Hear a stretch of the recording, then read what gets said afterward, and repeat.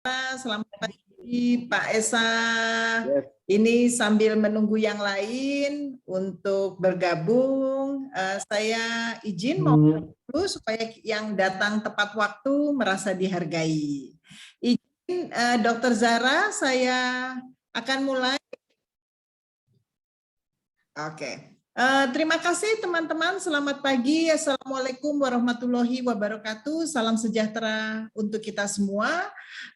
Saya Kapri Anjaya dari PSSDM mengucapkan selamat pagi, selamat datang di acara seminar series yang dimana pada hari ini adalah pertemuan yang ketiga. Kita bicara tentang UMKM, pemasar yang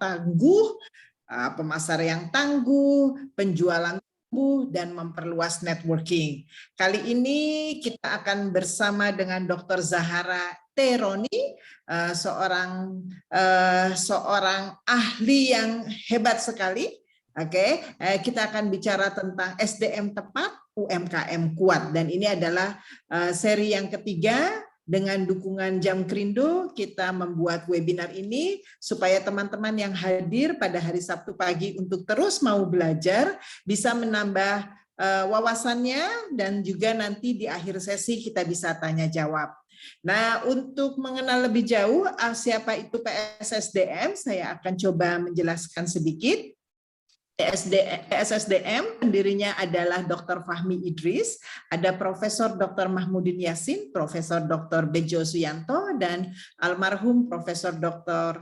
Muklis Erludin. Beliau berempat adalah teman-teman kami yang dimana kami semua mengenyam pendidikan S3 kami di Universitas Negeri Jakarta bersama Dr. Zahara saya, dan hari ini kita mau berbagi sesuai dengan misi besar PSSDM, yaitu mengaplikasikan ilmu yang kami miliki dan mengembangkan SDM Indonesia untuk siap menghadapi globalisasi. Nah, program PSSDM banyak sekali, diantaranya kita memiliki lembaga sertifikasi profesi, jadi teman-teman yang ingin memiliki sertifikasi profesi yang dimana disahkan oleh Badan Nasional Sertifikasi Profesi atau BNSP, kita memiliki skema untuk humas, skema untuk marketing, skema untuk trainer, skema untuk guru dan kepala sekolah. Kami juga konsultan pengembangan manajemen pendidikan, konsultan manajemen UMKM, lembaga training dan coaching, penelitian, dan serta penerbitan buku. Terus berbagi, kami terus berkolaborasi. Kolaborasi yang kita adakan setiap sebulan sekali, ada dulu 2 minggu bahkan ya, ada online workshop for educators yang berkolaborasi dengan IC, Komunitas Pendidik Indonesia, dan Kelas Kreatif, yang dimana kita secara berkala kita mengadakan webinar tentang digital tools ataupun juga active learning. Kami juga mengadakan penerbitan buku yang terakhir kami terbitkan dan bekerja sama dengan IC Komunitas Pendidik Indonesia, yaitu Kurikulum Ngumpet. Silahkan yang belum punya bisa memesan. Dan tata tertib ini saya tidak akan bacakan, tapi yang pasti adalah e-sertifikat jika teman-teman ingin mendapatkan untuk kegiatan hari ini bisa diminta ke UPK dengan biaya Rp50.000. Dan tentunya teman-teman juga diminta untuk mengisi absensi virtualnya, dan juga nanti di akhir acara mohon mengisi form feedback supaya kita bisa menjadi lebih baik. Lagi-lagi teman-teman yang ingin mengupload testimoni ke Facebook, Instagram, ataupun blognya untuk kegiatan hari ini, kami hargai, dan teman-teman nanti akan mendapat merchandise cantik dari kami. Nah, teman-teman mungkin tidak sabar, siapa ya Mbak Zara itu? Waduh, Mbak Zara itu adalah sahabat saya yang dimana kami semua bertemu di Universitas Negeri Jakarta. Beliau adalah seorang human capital strategist yang pengalaman hebat sekali karena beliau dulu pernah menjabat sebagai Learning Development Session Head di PT Televisi Transformasi Indonesia dari 2001 sampai 2006, kemudian sebagai Human Capital Department Head di PT Duta Visual Nusantara TV7 pada tahun 2006 sampai 2015, 11 tahun ya. 11 tahun ya. Oke, kemudian pernah menjadi Kepala Divisi Human Capital and General Affairs PT Jasa Patria Perkasa di tahun 2017 sampai 2019, menulis buku, wow ini bukunya keren sekali ya, siap fokus, siap menulis skripsi, tesis, disertasi, ini sebetulnya jurus mudah, menggunakan metode kualitatif tipe studi kasus, siapa harus pergi, siapa harus tinggal, ini strategi mencegah turnover karyawan generasi Y. Kemudian ada karyawan unggul, perusahaan hebat, panduan praktis talent management dan talent mapping di era disrupsi. Dan sekarang ini hebatnya beliau ini masih menjabat sebagai Dekan Fakultas Ilmu Pendidikan Ubara Jaya. Jadi ini Dr. Zahra ini sering banget membagikan ilmunya karena memang dunia pendidikan sangat dekat dengan beliau. Jadi kita harus gunakan sesi ini untuk benar-benar mendapatkan hal-hal positif dari Dr. Zahra dan semoga bisa kita implementasikan, terutama teman-teman yang sudah memiliki UMKM. Sebelum saya minta Mbak Zahra untuk memulai dan mencoba untuk stop share saya ingin juga berterima kasih kepada Jamkrindo yang hari ini sudah menjadi sponsor dalam acara PSSDM, dan semoga PT Jamkrindo lebih baik, lebih maju, lebih sukses, dan bisa memberikan kontribusinya kepada kita semua atau masyarakat UMKM yang lebih sempit lagi. Oke, Mbak Zahra, silahkan. Baik. Terima kasih Bu Kapri atas kesempatan yang selalu diberikan PSSDM untuk memberikan wadah saya berbagi sehingga apa yang saya punya walaupun sedikit mungkin ya, dan mungkin apa yang saya berikan adalah sesuatu yang pengulangan, mungkin nanti kita bisa sama-sama diskusi, bahkan saya sendiri mendapat insight dari teman-teman yang mungkin lebih berpengalaman ya ketika sudah di UMKM. Nah, sebelum saya share screen, tadi kita sama-sama saksikan bahwa salah satu dari pendiri kita sudah lebih dulu ya dipanggil sama Allah Subhanahu wa taala. Kita tundukkan kepala sejenak ya, kita doakan kepada Prof. Mukhlis Rantoni Luding almarhum, karena beliau adalah penggagas daripada PSSDM, salah satu penggagas PSSDM, dan beliau betul-betul orang yang memang concern terhadap dunia pendidikan. Kita berdoa kepada beliau dengan doa masing-masing diberikan kepada beliau agar beliau diberikan surganya ya. Silahkan ada yang beragama lain-lain, silahkan doanya. Saya memimpin dengan agama Islam dengan membaca Al-Fatihah. Kita tundukkan sejenak ya. Bismillahirrahmanirrahim. Alhamdulillahirabbil alamin, arrahmanirrahim, maliki yaumiddin. Iyyaka na'budu wa iyyaka nasta'in. Ihdinas siratal mustaqim, siratal ladzina an'amta 'alaihim ghairil maghdubi alaihim waladdallin. Amin. Terima kasih Bapak Ibu semuanya.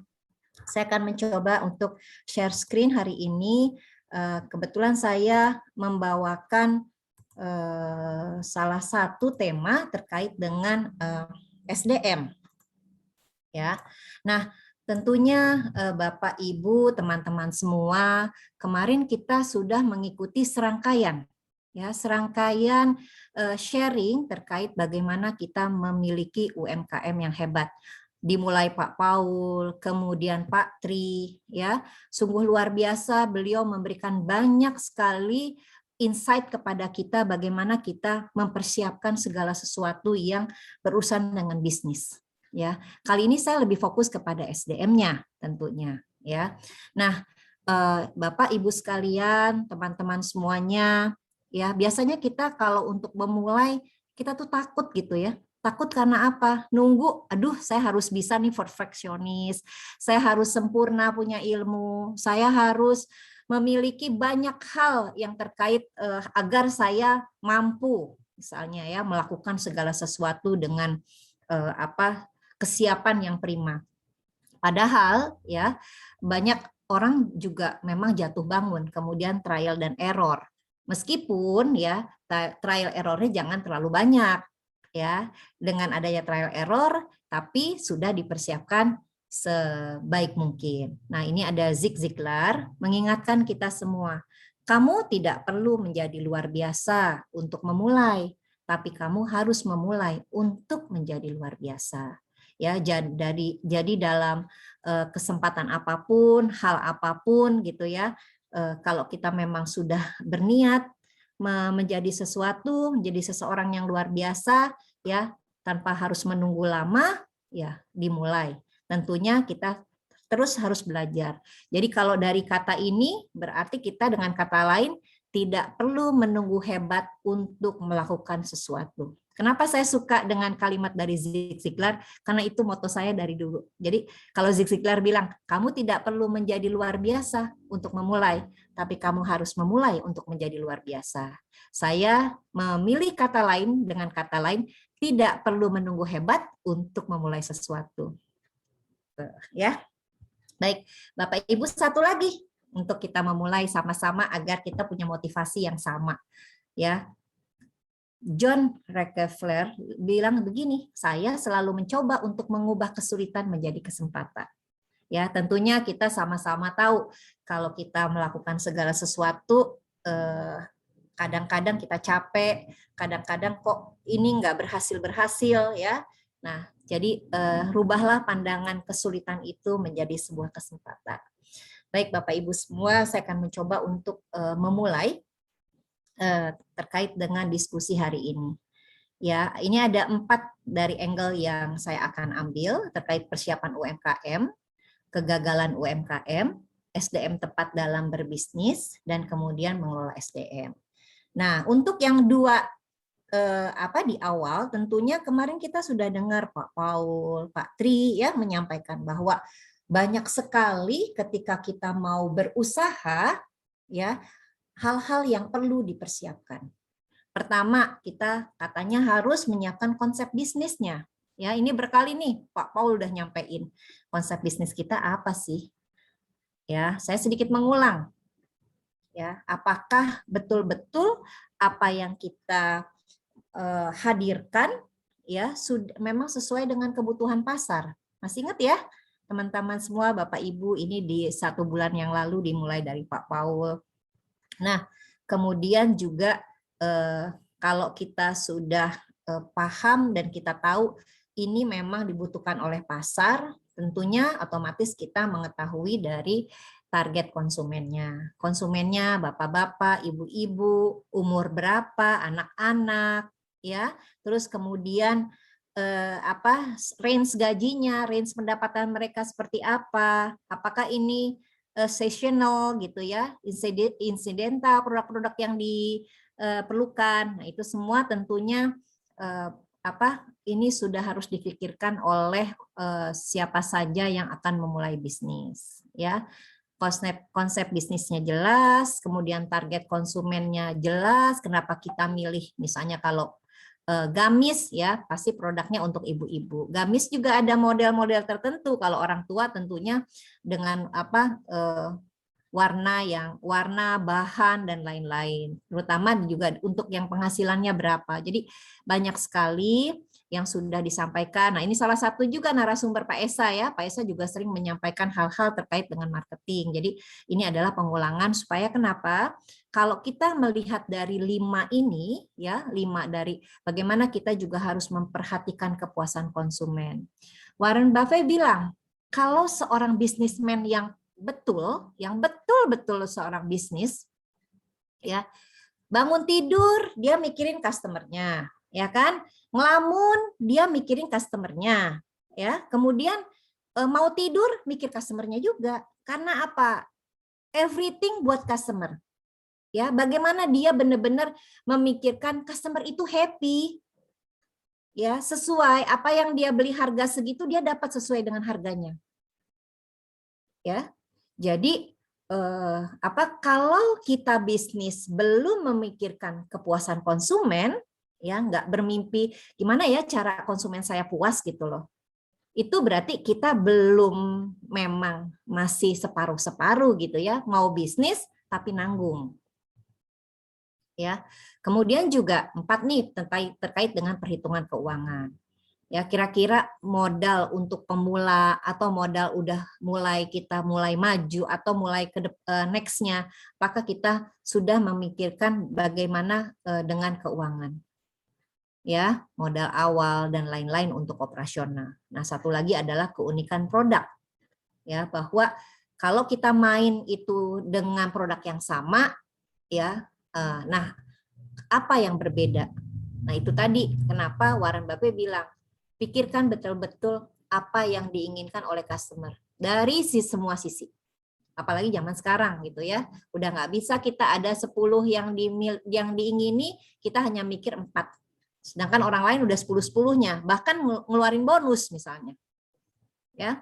Nah, itu Bapak Ibu sekalian, sebagai pemilik, ya, sebagai orang yang mengatur, tentunya dari 5 ini semua pemilik itu harus memiliki kompetensi. Ya, kita kalau tidak terus belajar untuk melakukan pembelajaran bagaimana kita bisa melakukan atau memenuhi 5 ini tanpa belajar, tanpa meningkatkan kompetensi, rasanya kalau bicara keinginan aja, mikir aja, kita nggak sampai untuk meningkatkan hal-hal yang memang sesuai nantinya dengan hasil yang kita dapat. Ya, nah, saya cuma mau nyampaikan gini, kadang-kadang kita berpikir mau saja, tapi kita sendiri nggak belajar. Padahal 5 dari konsep ini harus dipenuhi oleh seseorang yang ingin melakukan bisnisnya dengan continuous, dengan berkelanjutan. Ya. Nah, Bapak Ibu, ini hanya saya mengulang saja. Nanti saya nggak bicara di sininya, hanya menggambarkan betapa kompetensi itu tidak bisa diam gitu loh. Kompetensi itu kalau tidak dilakukan, tidak diaplikasikan, dia akan tergerus, ya. Bukannya terus kita diam, oh saya di situ aja, nggak bisa. Karena apa? Kondisi di luar bertambah, kompetensi kita nggak ditambah. Ya, kondisi di luar semakin kompleks, kita tidak dilatih dengan kekompleksan tersebut. Kita akan di situ aja. Misalnya kita dipunya di 40. Nah, tantangan di luar sudah 60. Ya, semakin tantangan di luar udah 100, 120, kita masih di situ-situ aja. Pinternya kita ada pada zaman kita, tidak pada zaman sekarang misalnya.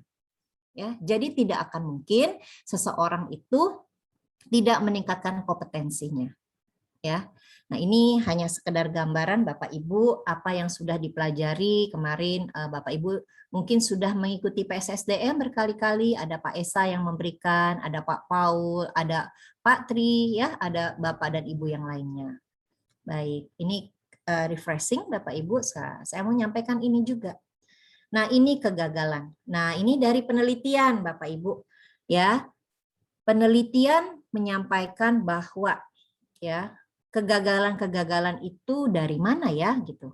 Nah, yang pertama terkait dengan 7%. Tadi disampaikan ya bahwa ketika kita tidak memikirkan itu pelanggan itu puasnya karena apa ya.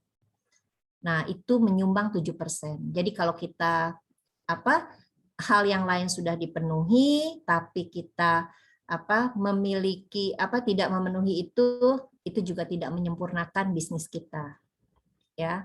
Jadi yang tadi disampaikan bahwa ya fokus dengan kepuasan konsumen, ya, ini yang disatu. Jadi harus fokus karena apa? Nilai tersebut menyumbang 7% untuk menyempurnakan daripada keberhasilan bisnis. Nah, kemudian ini saya tidak bicara SDM dulu ya. Oke. Tidak disiplin dalam administrasi keuangan atau pencatatan. Nah, ini ada di perhitungan keuangan sama konsep bisnis. Ya. Kemudian tidak mengelola waktu dengan baik. Ya, jadi hal-hal yang harusnya diperlukan untuk memperdalam bisnisnya itu tidak lakukan. Jadi ya sudah, yang penting bisnisnya seolah-olah seperti jalan rame misalnya, tapi next-nya nggak diperhatikan lagi, tidak pernah ada evaluasi karena menurutnya pertama-tama udah laku, udah bagus, nggak ada evaluasi apapun. Nah, sehingga itu menjadi sesuatu yang pada akhirnya tidak ada istilahnya perbaikan-perbaikan, ya. Nah, tidak menguasai marketing dan advertising. Nah, ini kemarin sudah disampaikan oleh Pak Paul dengan begitu jelas ya. Nah, ini juga menyumbang 16%. Dan kemudian ada lack of capital. ya, lack of capital, kita punya modal sedikit dan kemudian gimana cara cari modalnya. Nah, sekarang banyak pinjol-pinjol itu ya, pinjaman online. Kemudian kita juga nggak paham, nggak punya kompetensinya, pada akhirnya membuat kita juga terpuruk. Ya, ini saya ambil dari beberapa penelitian bahwa hal-hal ini ya yang umumnya yang membuat bisnis itu tidak berkembang. Nah, salah satunya Bapak Ibu yang menyumbang 12%, ternyata ya pengusaha itu mencari orang-orang itu dengan cara yang nggak tepat. Ya, sesuai judulnya tadi. Kalau SDM tepat, UMKM kuat. Ya, ternyata pengusaha itu ya di awal juga tidak mencari gitu loh SDM yang tepat. Boleh-boleh saja nggak? Misalnya itu saudara diambil, boleh-boleh saja. Tapi apakah saudara yang kita rekrut? Ya biasanya kita kan kasihan saudara ini kita kurang, diambil aja karena bagus kok. Bagus untuk apanya nih?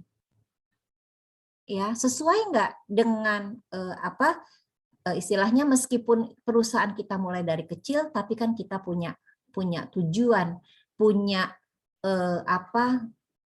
gambaran ya apa sih yang akan kita tuju dengan perusahaan kita. Kita pengen bangun perusahaan yang seperti apa, ya?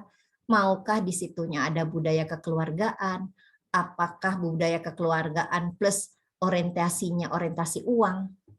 Ya, apakah mau dibangun seperti istilahnya di situ nanti ada pembagian hasil, ya. Jadi hal-hal yang menurut pemilik itu diinginkan, nah itu harus sesuai dengan SDM nanti yang akan kita rekrut.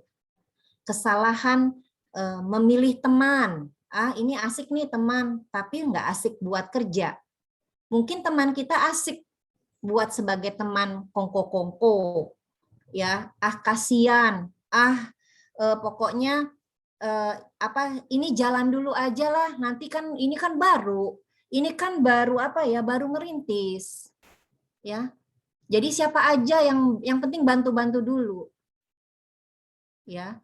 Itu yang menjadi sering kesalahan kita mengambil seseorang yang ingin berbisnis sama kita, tapi dimulai dari sesuatu yang tidak jelas. Hanya karena pertemanan, hanya karena saudara, hanya karena kasihan, ya. Padahal untuk tadi Bapak Ibu lihat kan ya, kegagalan UKM itu banyak dari berbagai aspek, ya.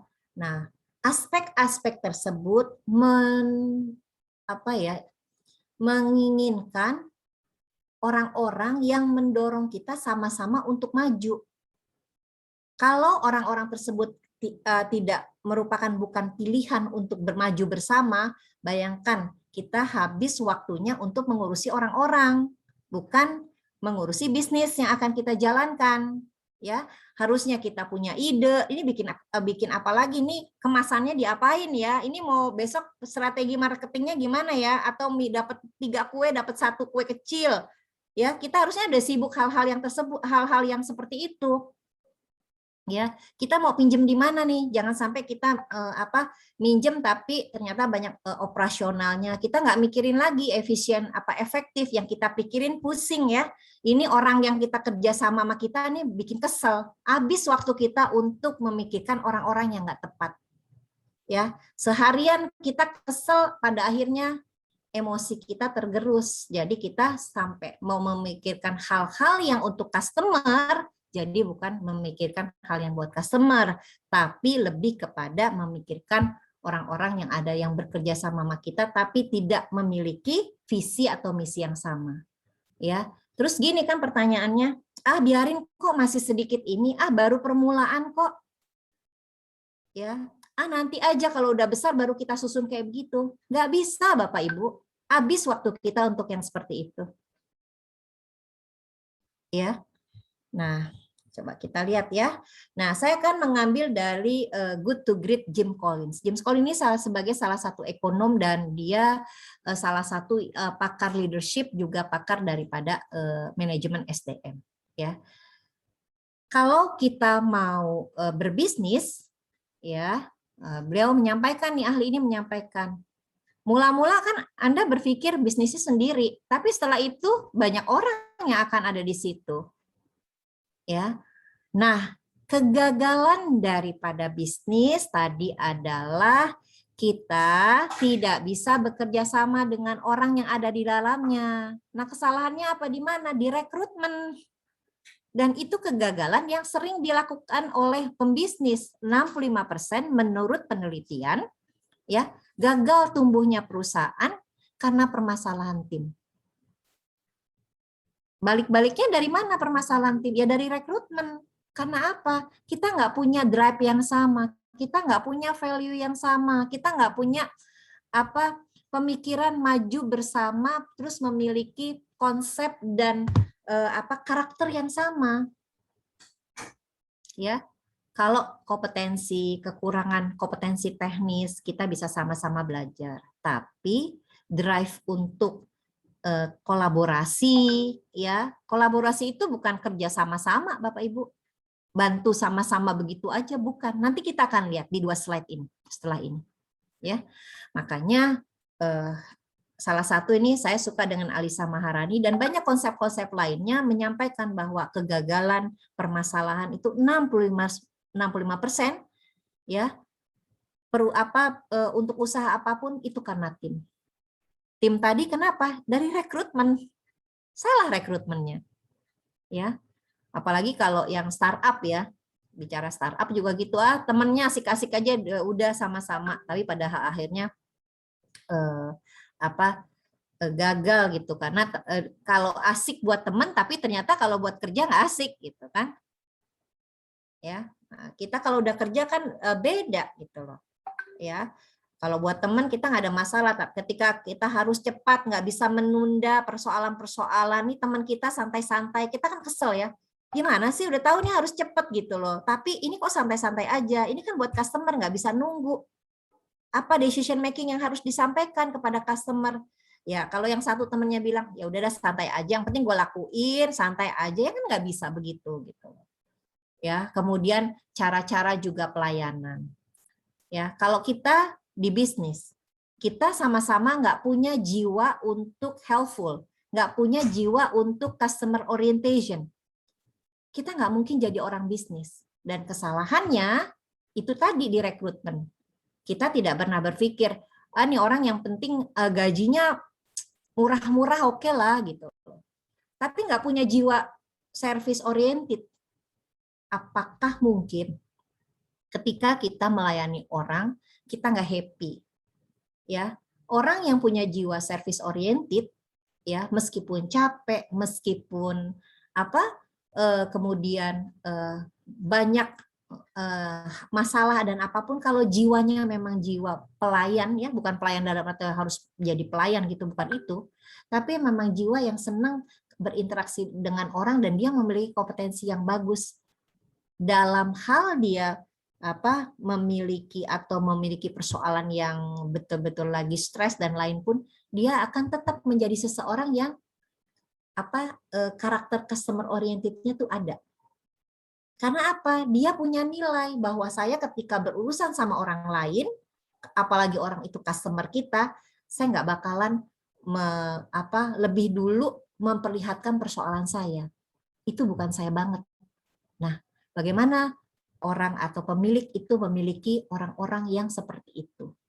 Oleh karenanya, seorang pemilik itu harus mendesain kebutuhan apa orang-orang yang akan bersama-sama bertumbuh di dalam satu perusahaan itu untuk sama-sama mendorong agar bisnisnya itu berhasil. Ya, oke.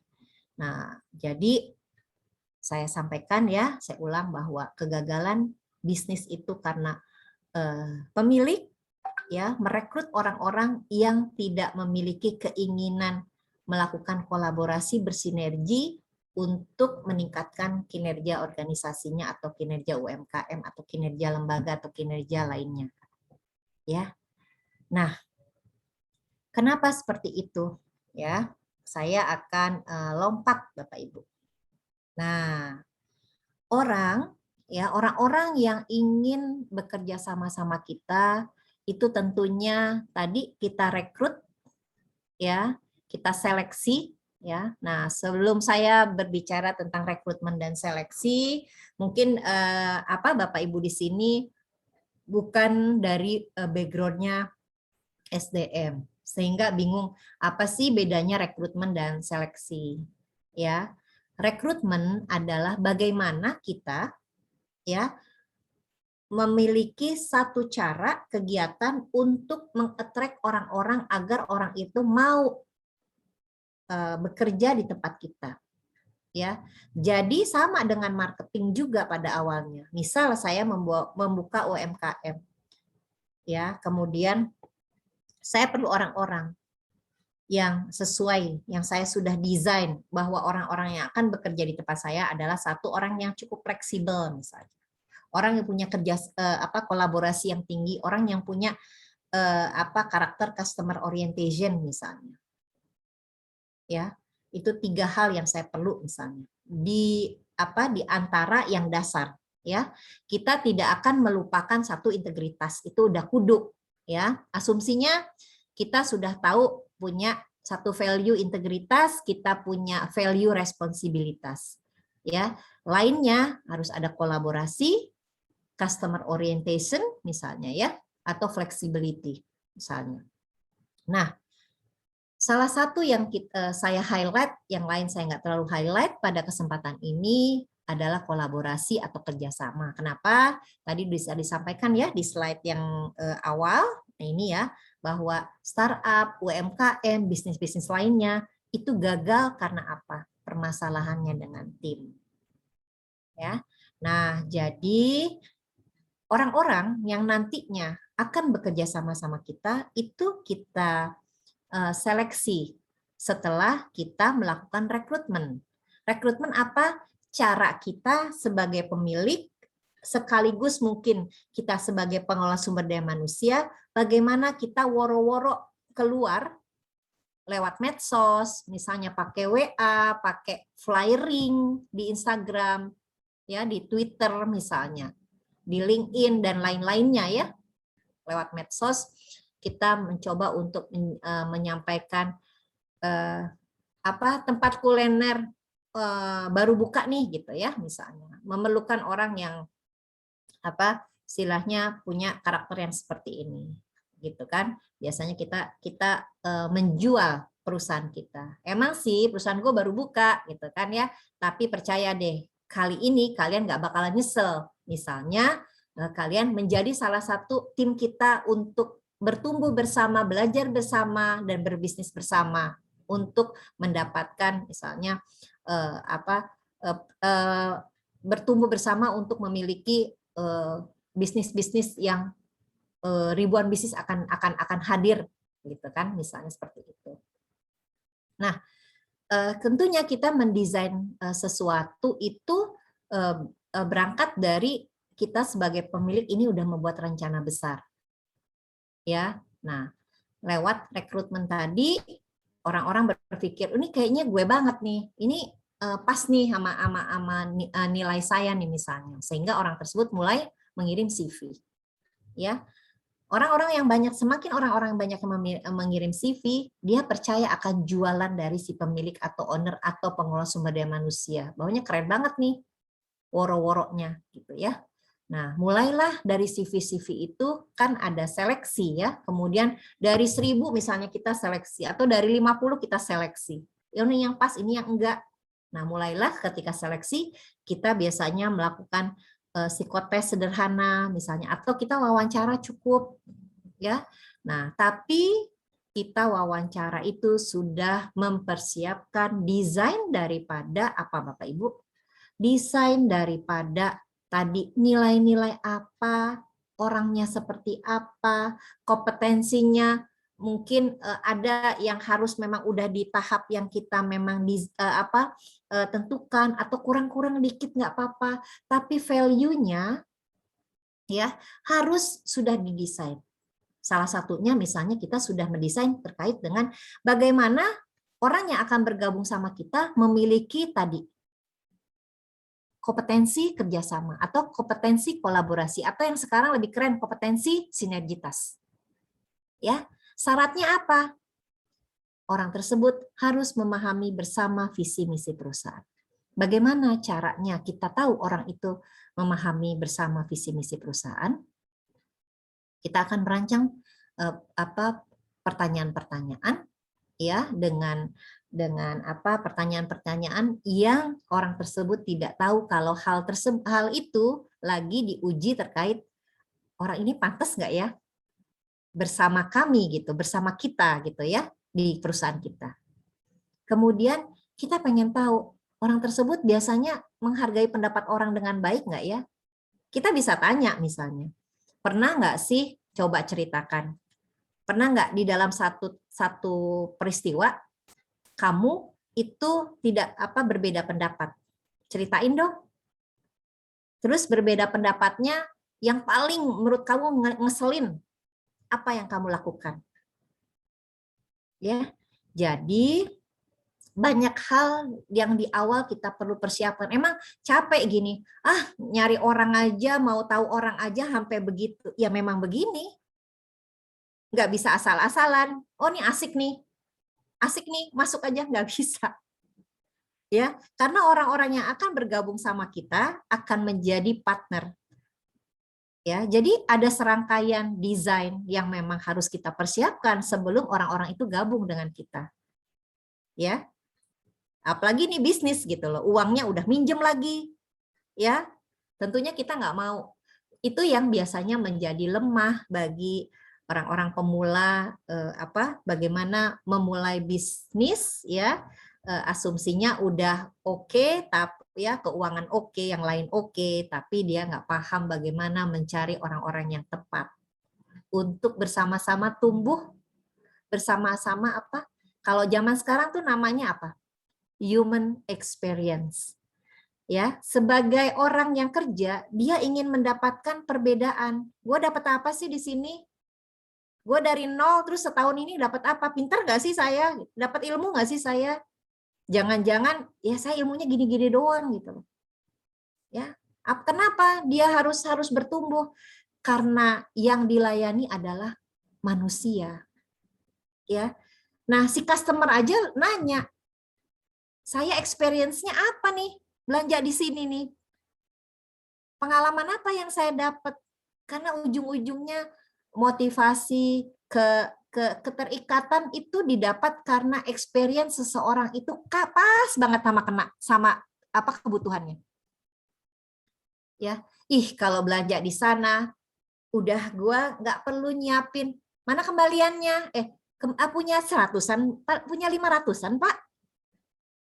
Ya, aduh saya nggak perlu kayak gitu misalnya ya, semua diladenin, dia udah nyiapin kembalian dengan baik misalnya kan ya, terus kemudian menu-menunya nggak bisa kosong, ini hari ini nggak jualan, orang udah ekspektasinya beli, dilihat itu pas ada semua, ini enggak ya, kosong. Nah kalau kita punya orang-orang yang bekerja itu paham dengan customer experience juga, ya tentunya kalau mereka paham dengan hal itu, mereka juga punya inisiatif gitu loh.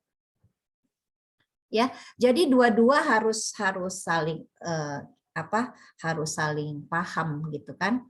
Nah, si customer maunya apa? Nah, kita juga sebagai orang yang akan memberikan experience kepada customer, kita juga kalau kita bekerja sama, kita juga pengen ada experience juga. Kayaknya saya nggak asik nih perusahaan ini, katanya mau bertumbuh bersama, tapi semua rancangan peraturannya nggak ada tuh yang memperlihatkan bisa kita tumbuh bersama. Oleh karena apa? Semua harus didesain Bapak Ibu. Jadi nggak bisa nanti aja sambil jalan. Sebenarnya nggak bisa begitu. Karena apa? Kita kalau sudah berjalan, meskipun bolehlah ya berapa persennya, tapi kalau konsep-konsepnya semua asal jalan, nah itu yang membuat kita itu nggak siap sebenarnya. Ya, nah saya balik lagi ke apa yang dimaksud dengan kerjasama, selain orang-orang yang harus sama-sama menghargai pendapatnya di dalam ya, kemudian membangun saling percaya. Orang-orang ini bisa dipercaya nggak sih?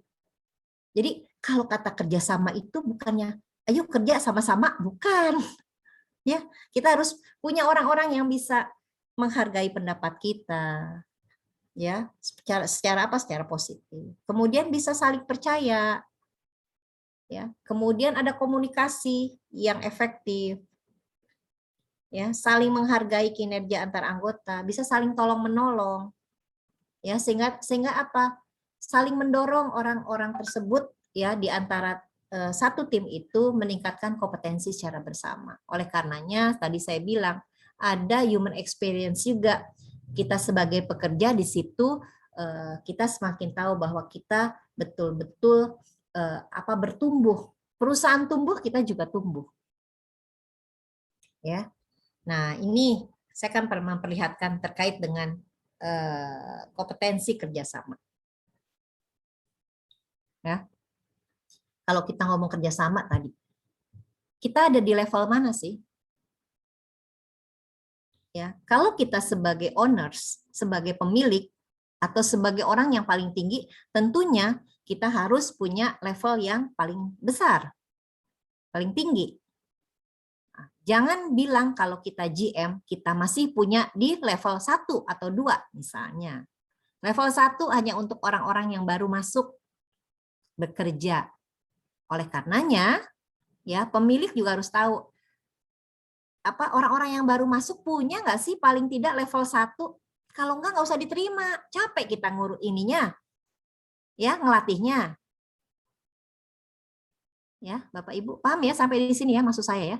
Kalau Bapak Ibu kemudian wawancara, ya kalau untuk level awal 1 masih oke, tapi ketika Bapak Ibu cari manajer level 1 ya capek lah. Ya, manajer itu harus punya ukuran kerjasamanya, misalnya di 3. Mendorong dan menerapkan budaya kerjasama. Ya, manajer itu paling tidak harus membangun dan memfasilitasi kerjasama lintas fungsi, misalnya ada antara departemen, antara kelompok. Ya, kalau dia masih istilahnya memimpin untuk dirinya sendiri, baru mendukung, tidak menyelesaikan masalah, tidak mempermudah, ya, memfasilitasi tim kerjanya. Kemudian tidak juga mencoba untuk membina hubungan, menyelaraskan, mengharmonisasikan. Ya, nggak seperti itu, berarti misalnya kalau untuk manajer, dia nggak bakalan diterima. Ya, terus kalau kita bisa juga lihat kalau yang pemula, kita bisa tanya, menurut kamu pernah nggak kamu merasakan bahwa pernah cerita dong pengalaman ketika harus bekerja sama dengan kelompok seperti apa, pernah nggak ada sesuatu yang konflik, terus kamu sebagai orang yang di dalamnya itu bagaimana sikapnya? Kita bisa tanya dengan segala macam, ya, untuk mendorong kita tahu dia di level berapa. Ya, saya hanya memperlihatkan bahwa ketika kita menerima orang-orang yang akan bekerja sama kita, kita perlu mendesain apa saja yang kita perlukan untuk menjadi tim kita. Ya, ratusan ribu kompetensi Bapak Ibu. Bapak Ibu yang sebagai owners yang tahu, yang perlu. Saya nih pengen punya orang yang di dalam nih yang seperti ini, unik. Misalnya, banyak macam tergantung daripada keinginan Bapak Ibu. Tapi rata-rata memang salah satu kompetensi kerjasama ini kompetensi yang selalu hadir di setiap lembaga. Karena kalau apalagi jasa ya, jasa tuh nggak mungkin nggak memiliki kompetensi kerjasama. Ya, nah Bapak Ibu harus tahu kalau masukin orang pemula dia harus di level mana, kalau dia di manajer dia di mana, kalau dia mudah-mudahan ini Bapak Ibu besar ya nanti bisnisnya sehingga mungkin ada GM ya, itu harus dipersyaratkan dengan baik. Kalau kurang-kurang dikit gimana Bu? Bisa tapi dia punya responsibilitas nggak yang tinggi atau punya continuous learning nggak sehingga dia mau belajar. Ya.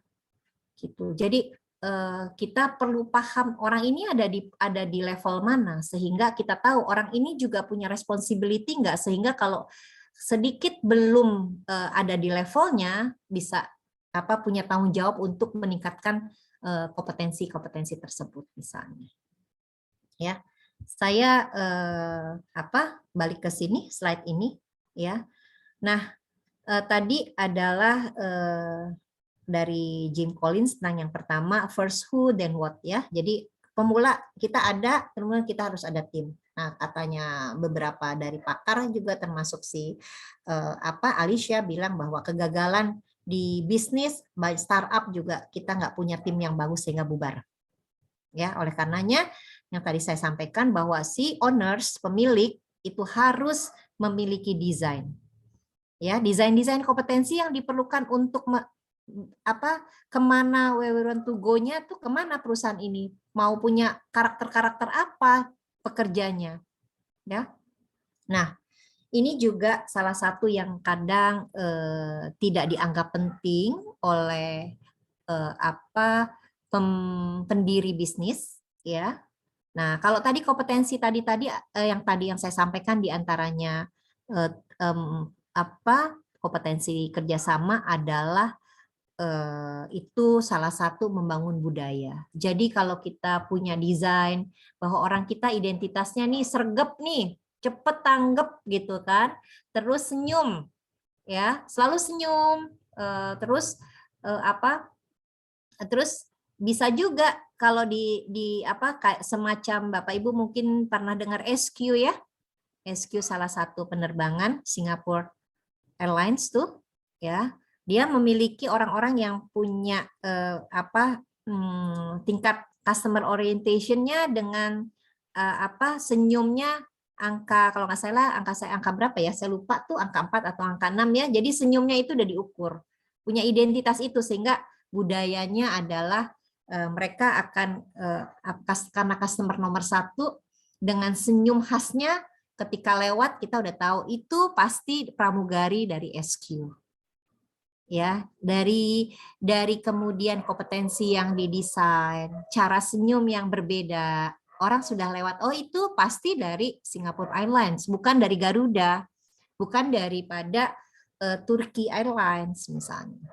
Ya, pada akhirnya kalau perusahaan itu udah memang mendesain dengan terperinci, lewat saja orang sudah berbeda, dia tahu dari mana itu, karyawan mana yang lewat, ya. Nah, itu yang terkait dengan pada akhirnya budaya, ya. Dan yang lainnya terkait dengan sistem, terkait dengan job desk, ya. Banyak perusahaan yang ayo udah jalan aja gitu loh. Mungkin struktur organisasinya dirancang seperti sudah dirancang tapi dirancangnya asal jadi. Ya, itu juga menjadi salah satu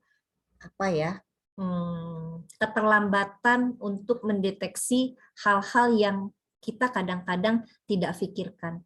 Padahal unsur daripada struktur organisasi yang kita buat ya untuk satu perusahaan itu harus kita lengkapi dengan job description. Ya, ada berapa orang-orang yang terlibat, ada berapa kemudian peran-peran yang ada di situ. Ya, itu harus kita buat job desk-nya. Supaya tidak ada celah antara transisi pekerjaan yang kosong. Ya, kita kadang-kadang nggak tahu nih, misalnya dari sales ke marketing atau marketing ke sales itu ada satu estafet yang terpotong. Nah, sehingga ada keterlambatan. Kalau kita nggak deskripsikan dengan jelas dan kemudian tiba-tiba nih ada orang masuk, disampaikannya juga terpotong. Ya, dan pada akhirnya banyak hal-hal yang menjadi masalah di lapangan. Itu karena apa Bapak Ibu? Karena Bapak dan Ibu tidak mendesain job desk dengan baik. Ya, tidak mendesain SOP dengan baik. Pada akhirnya tidak termonitoring dari atasannya. Apalagi misalnya orang berganti baru, SOP-nya belum betul. Apalagi udah yang besar perusahaannya, udah makin berantakan. Ya, pada akhirnya apa? Kalau kita lihat nih kegagalan-kegagalan tadi gitu ya, pada akhirnya kegagalan-kegagalan ini disupport oleh siapa? Disupport oleh orang semuanya. Karena kita tidak menyiapkan job description, instruksi kerja, SOP. Apalagi Bapak Ibu nggak punya pengelola sumber daya manusia yang profesional, ya. Terus Bapak Ibu juga menganggap, oh saya owner, saya bisa kok gitu. Kata siapa? Dan nggak mau belajar, ya. Bisa-bisa aja, misalnya Bu saya pemula nih, saya nggak mungkin bayar orang begini-gini. Ya nggak apa-apa, asal mau belajar. Persyaratan-persyaratan dalam menyiapkan bisnis, ya. Ingat Bapak Ibu, bukan saja soal uang, soal produk, tapi yang menjalankan itu adalah orang yang sehari-hari jualan kita bukan jualan produk. Ya, di balik itu ada serangkaian orang-orang, sejumlah orang-orang yang terlibat dalam hal menyelesaikan atau membuat produk. Ya. Nah, banyak sekali perusahaan-perusahaan yang memang ya udah bikin perusahaannya dulu gitu, baru nanti bikin yang lainnya. Bisa nggak? Oh bisa. Untung nggak? Bisa untung. Tapi ketika kita mendesainnya dengan benar, untungnya akan lebih banyak. Karena apa? Kita nggak buang-buang waktu. Kita udah tahu celah mana nih yang kurang. Ya, oke, Bapak Ibu. Nah, ya kemudian tadi dari Jim Collins ada soal kita harus menyiapkan sistem, ya. Kita harus menyiapkan kompetensi-kompetensi terutama dengan persiapan kompetensi kerjasama. Terus keunikan-keunikan atau inovasi bisnis fokus. Nah, ini akan berjalan ketika kita tadi memahami semua apa-apa yang memang akan kita desain untuk bisnis kita. Ya. Oke, saya skip aja Bapak Ibu. Nah, ya. Di sini saya juga mengambil dari beberapa penelitian dan kemudian saya sampaikan, ya, bahwa ketika seseorang ya ingin melakukan bisnis, katanya ya, mampu menemukan jiwa entrepreneur, ya, harus ada beberapa kompetensi yang harus dimiliki sama orang-orang yang memang menjalankan jiwa entrepreneur, ya. Nah, yang harus paham dulu adalah si pemiliknya. Ya, pemiliknya nanti mendesain terkait desain kompetensi yang diperlukan untuk timnya, ya. Tadi sebenarnya sudah di awal sudah disampaikan beberapa. Nah, ini saya akan sampaikan lagi bahwa yang tadi disampaikan adalah bagaimana kita memiliki orientasi pada pelayanan. Ya, makanya tadi saya bilang desain kompetensi yang diperlukan pasti Bapak Ibu akan customer orientation. Jadi setiap ketika kita memerlukan tim yang bekerja, tim yang memang udah datang orang aja udah seneng. Udah misalnya kalau di tempat ya, atau kalau misalnya pakai online, udah nungguin aja. Ya, misalnya mereka lewat online atau lewat apapun misalnya. Dia udah senang dan dia selalu punya sapaan yang menyenangkan hati orang lain. Meskipun itu sapaannya hanya sapaan tulisan. Beda kalau orang-orang yang orang datang ya dari jauh tuh nggak duduk, udah senang lihat orang datang jauh aja udah senang. Bapak Ibu terima kasih udah datang silahkan. Tapi jangan lebay-lebay banget juga kan enggak ya. Tapi beda kalau kita punya tim tuh ya tim yang memang memiliki jiwa daripada pelayanan seperti itu. Ya, dan kemudian banyak sekali hal-hal yang perlu dimiliki oleh siapa saja yang memang ingin membuka usaha gitu ya. Di sini ada beberapa poin yang saya kumpulkan. Nah, sekarang Bapak Ibu periksa apakah Bapak Ibu sudah memiliki ini semua untuk yang memang ingin memulai usaha, memperbesar usaha, ya. Jangan-jangan dari sekian banyak ini baru 3. Udah gitu levelnya level 1. Padahal Bapak Ibu kalau yang udah di entrepreneur yang udah besar, udah nggak bisa di level 1 karena Bapak Ibu menjadi model, ya, menjadi model, menginsight bagaimana sih kita membuat tim kita ini percaya diri, bukan lagi kita yang percaya diri, bukan itu. Ya, kita yang menginsight tim kita nih supaya pede. Meskipun kita ini kecil, tapi kita gimana ya bikin teman-teman ini pede? Ya. Terus pokoknya kita sudah jadi model kalau di istilahnya kita sebagai owners. Ya. Saya tidak menjelaskan satu persatu Bapak Ibu karena waktunya juga nggak terlalu lama ya. Memang kalau untuk bagaimana kita berperan atau kita ingin menjadi seseorang yang di level misalnya 5, 4 ya, level tinggi, itu memang melalui sejumlah proses yang seharusnya kita sendiri bisa mengukur ya. Misalnya contoh salah satu aja saya kasih contoh. Apakah saya orang yang berani mengambil resiko? Saya isi misalnya sejumlah survei atau angket dan ternyata ketika angket itu sudah saya isi dan hasilnya itu ada di level 3. Bahwa saya memang berani mengambil risiko tapi masih ada sejumlah gap yang yang saya harus penuhi. Bagaimana saya bisa memiliki level yang tinggi dalam mengambil risiko? Ya, saya harus tahu persis bahwa saya memang nggak bisa gitu loh. Ada sejumlah pengalaman yang orang menipu saya sehingga ya saya nggak berani, nggak ningkat-ningkat gitu. Ya, jadi kita sendiri sebenarnya yang paham dan kita harus sendiri menulis atau mengidentifikasi kenapa level kita ini buntek gitu ya, nggak maju-maju gitu ya. Jadi bukan karena kita nggak training, bukan. Ya, kita udah training, tapi kita tetap aja kayak saya. Ya, saya ini orang yang termasuk kalau untuk dagang ya, mengambil resikonya tuh agak ngeri-ngeri gitu loh. Ya, karena apa? Saya memang tidak pernah diajari orang tua dari kecil ya. Orang tua saya misalnya nggak pernah ngajarin saya, ya udah coba aja gitu loh. Coba dalam arti kata kehilangan uang ya. Kalau untuk yang lainnya istilahnya saya berani mengambil resiko untuk hal yang lain. Tapi ini untuk urusan bisnis gitu loh. Karena apa? Mungkin dari kecil saya juga istilahnya mencari uang yang berhati-hati sekali sehingga ketika jiwa dagang atau jiwa ini jadi saya agak-agak yang kurang gitu loh. Nah, segala apa yang membuat kita mandek, kalau kita mau mencoba untuk menaikkan, kita yang harus bisa memeriksa diri kita sendiri.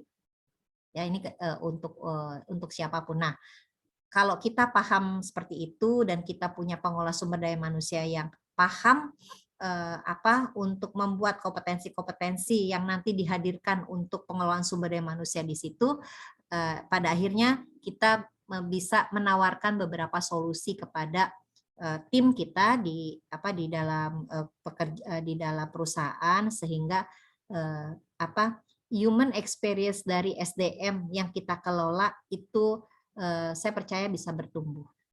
Ya, sekarang banyak sekali cara untuk meningkatkan atau mendorong tim kita untuk memiliki experience yang pada akhirnya dia meningkat.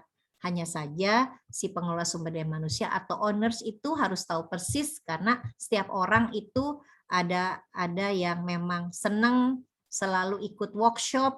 Ya, ada orang yang nggak perlulah ikut workshop, saya perlu ikut yang lainnya saja di mentor gitu ya, atau saya perlu aja belajar sendiri, tapi kita harus memberikan output yang jelas.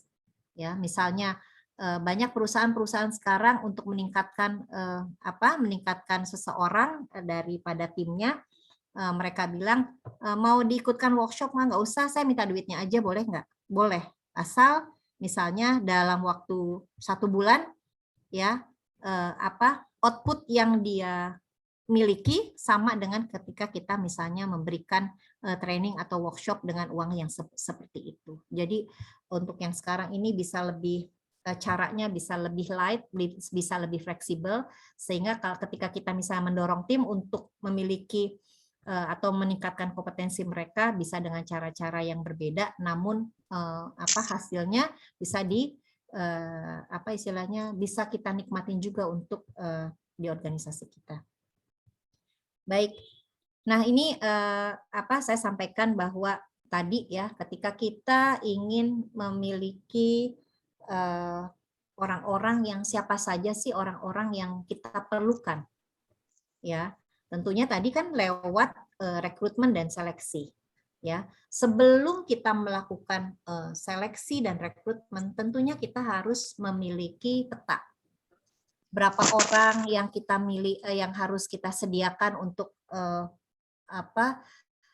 bisnis kita yang kita mau buka atau mau kita explore, ya. Tentunya tadi kita sudah bikin struktur organisasi, ya. Kita atau kita misalnya udah punya bisnis mau dibesarkan, ya. Ini ada sejumlah orang yang ternyata udah pensiun, ya. Atau banyaklah hal-hal yang sebenarnya kita harus detail memetakan jumlah orang secara kuantitas, kualitas, ya. Terus apakah udah ada jumlah ini ketika kita butuh itu karena orang itu keluar, ya, udah keluar mengundurkan diri atau memang pensiun misalnya, atau kita buka usaha baru sehingga orang-orang yang ada di dalam kita yang mereka tuh masih karyawan tapi udah jadi manajer, ya, ada proses mutasi, promosi atau rotasi seperti itu. Itu dibuat detail sehingga kita paham ketika kita mencari orang itu benar-benar sesuai dengan kebutuhan, ya. Nah, ketika kita sudah tahu siapa saja yang memang kita butuhkan, berapa jumlahnya, tentunya kita akan melihat job description-nya, ya. Orang itu akan mengerjakan apa. Terus juga kalau memang kita memiliki perusahaan yang besar nantinya, job description juga harus sudah dilihat karena apalagi sekarang datangnya teknologi. Mungkin teknologinya berbeda, jadi job description-nya juga akan berbeda. Hal mana yang dulu ditekankan pada kegiatan A, udah bukan kegiatan A lagi penekanannya, tapi kegiatannya di B. Ya, jadi job description juga nggak bisa menjadi sesuatu yang didokumentasikan aja itu lagi. Ya. Nah, salah satu kegagalan dari perusahaan juga ya yang sering terlupakan adalah teknologi semakin bervariatif, ya. Adalah tools yang digunakan oleh oleh pengelola misalnya bervariatif, tapi kita menentukan orang-orang masih di situ-situ aja misalnya. Ya, itu juga menjadi salah satu kenapa pada akhirnya nggak sesuai gitu loh. Semakin banyak orang bukan semakin produktif. Ya, jadi perlu memetakan dengan detail. Jadi kalau yang namanya orang tidak bisa Bapak Ibu ya istilahnya mudah aja atau ya udahlah sambil jalan aja, ya. Jadi perlu didesain sedemikian rupa, dicermat ya dengan cermat. Nah, itu perlu diperhatikan ketika kita mau membutuhkan orang berapa, siapa orang itu, ya kualifikasinya juga kita tentukan. Mungkin kita perlu sewaktu-waktu ya sudah, misalnya SMA saja atau STM saja atau SMK saja ya untuk yang waiters mungkin yang itu juga perlu kita lihat gitu loh. Ya. Perlu didesain dengan baik. Nah ini kemudian ketika memilih dan mempekerjakan ya itu harus betul-betul. Nah, kenapa tadi job desk itu harus disampaikan secara transparan juga kepada seseorang yang ingin bekerja di tempat kita agar tadi tidak terjadi perselisihan ya. Mereka sudah tahu apa yang harus dikerjakan. Ya. Itu udah detail apa yang harus dikerjakan, kemudian mereka juga nantinya akan mengisi selain pekerjaan yang rutinitas, mungkin ada pekerjaan-pekerjaan yang memang pekerjaan yang seasonal misalnya, ada tambahan pekerjaan itu juga perlu disampaikan. Tentunya disampaikan juga misalnya insentifnya seperti apa, ya, gajinya seperti apa, ada gaji pokok, mungkin ada transport dan lain-lain. Nah, memang sekarang itu pengelola sumber daya manusia harus membuat satu kreativitas baru dalam hal compensation and benefit agar mereka semakin tertarik. Tapi yang paling perlu disiapkan adalah yang saya tadi sampaikan, bahwa generasi sekarang ketika bekerja akan mempertanyakan, saya bertumbuh enggak? Ya, tadi saya sampaikan. Kalau saya nggak dapat pengalaman apapun, ya mungkin bukan permasalahan uang, tapi kalau saya nggak dapat pengalaman apapun di perusahaan yang saya jalani, saya ya stuck di situ-situ aja. Mungkin kita nggak punya dapat orang-orang yang memang istilahnya akan cepat berganti gitu. Bagaimanapun yang namanya manusia itu pengen diapresiasi dan dia ingin bertumbuh. Kalau memang sumber daya manusianya sumber daya manusia yang memang tepat. Ya, kalau manusia yang cuma memang bekerja asal aja, cari uang dan begitu-begitu aja itu lain soal, ya. Dan kita tahu misalnya sekalipun itu waiters juga misalnya, mereka juga kan pasti pengen atau waiter mereka kan pengen juga istilahnya menjadi waiter tapi yang betul-betul profesional, misalnya seperti itu, ya. Nah, selain itu pastinya ada pelatihan dan pengembangan buat tim kita agar bisa menjadi seseorang yang betul-betul meskipun apapun perannya tapi menjadi peran yang paling istilahnya berbeda, ya, memiliki satu peran yang maksimal di dalam peran-perannya tersebut.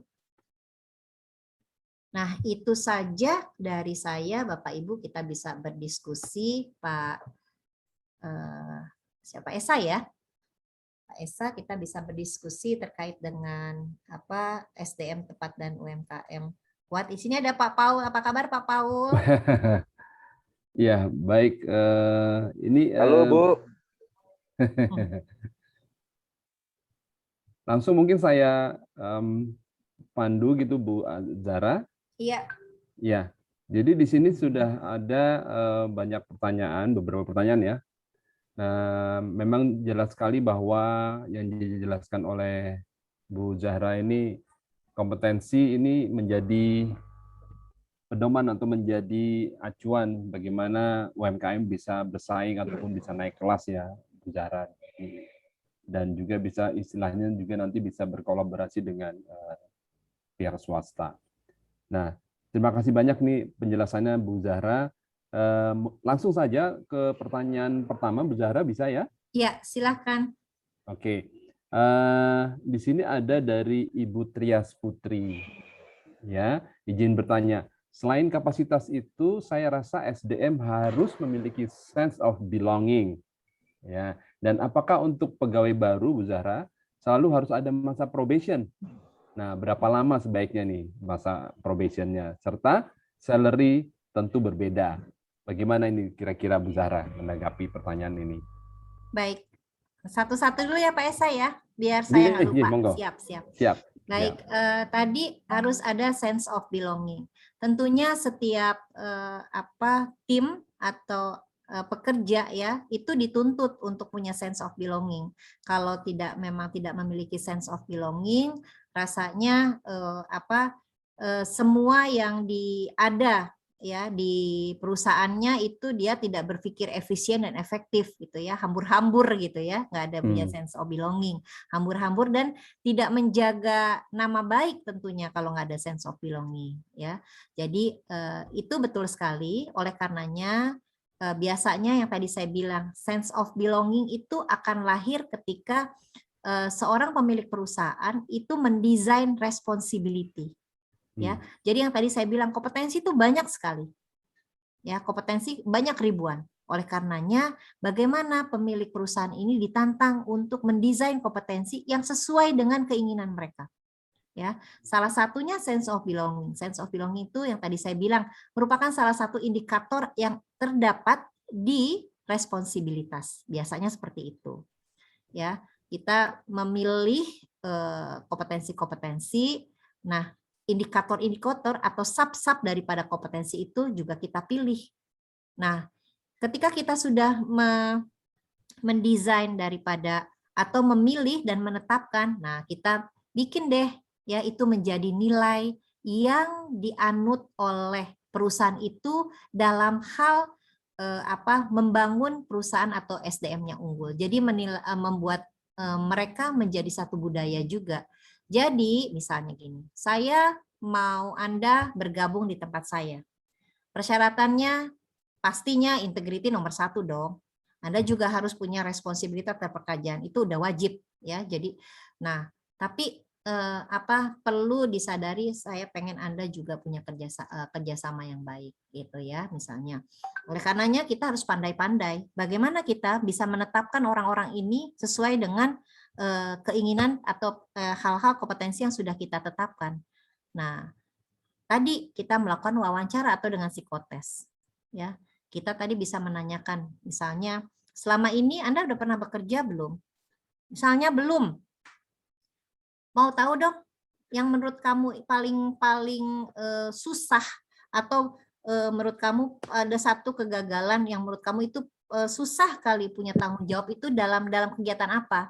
Punya pengalaman nggak? Dalam seumur hidup kamu yang namanya tugas berat tuh kayak apa? Ya, kita bisa mengukur tugas berat antara kita dengan pertanyaan 10 orang itu. Oh ini cocok nggak nih sama kita nih? Dia bisa kapan itu terjadi? Sama siapa aja terlibat, ya kapan itu terjadi, dalam suatu situasi apa, ya kita akan dengan wawancara yang lain-lain kita udah bisa menaksir mana nih kira-kira yang tepat nih sesuai dengan apa keinginan kita gitu, karyawan seperti apa. Nah tentunya tadi saya bilang kitalah yang mendesain, owners lah yang mendesain.